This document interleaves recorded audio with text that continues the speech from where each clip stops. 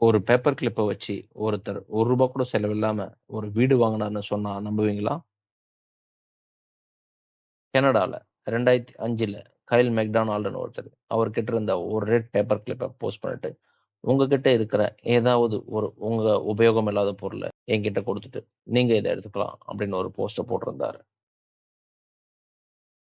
இந்த போஸ்ட்ட பார்த்த ஒருத்தர், அவங்க கிட்ட மீன் வடிவுல இருந்த ஒரு பெண்ண குடுத்துட்டு, இந்த பேப்பர் கிளிப்ப வாங்கிக்கிட்டாங்க. இப்போ இந்த பெண்ண ஒரு டோர் ஹேண்டிலோட ட்ரேட் பண்ணிக்கிட்டாரு. அந்த டோர் ஹேண்டில ஒரு போர்ட்டபிள் கேம்பிங் ஸ்டவ்வோட ட்ரேட் பண்ணிக்கிட்டாரு. ஸ்டவ்வ ஒரு ஜெனரேட்டர் கூட ட்ரேட் பண்ணிக்கிட்டாரு. அந்த ஜெனரேட்டர ஒரு பார்ட்டி கிட்டோட ட்ரேட் பண்ணிக்கிட்டாரு. அப்புறம் அந்த பார்ட்டி கிட்ட ஒரு ஸ்னோ மொபைல்க்கு எக்ஸ்சேஞ்ச் பண்ணிக்கிட்டாரு. இப்போ இவருக்கு அந்த ஸ்னோ மொபைல்க்கு எக்ஸ்சேஞ்சா பிரிட்டிஷ்க்கு ஒரு ஃப்ரீ ட்ரிப் கிடைச்சது.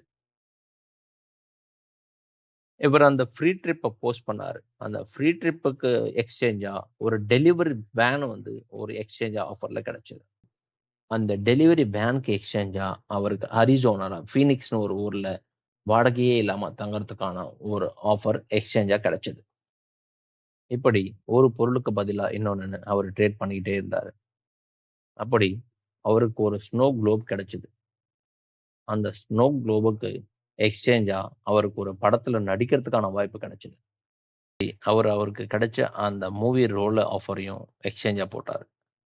கனடால கிப்ளிங் ஊர்ல இருக்க ஊர் மக்கள் அந்த ரோல வாங்கிக்கிட்டு அவருக்கு அந்த ஊர்லயே ஒரு 2 ஸ்டோரேட் பில்டிங்க குடுத்துட்டாங்க. ரூ. 1 கூட இன்வால்வ் பண்ணாம வெறும் ஒரு பேப்பர் கிளிப்ப வச்சு அவர் ஒரு வெட்டியா வாங்கியிருக்காரு. இதுல இருந்து நமக்கு என்ன தெரியுதுன்னா, சிறு துரும்பும் பல் குத்த மட்டும் இல்ல, வீடு வாங்குறதுக்கும் உதவும்.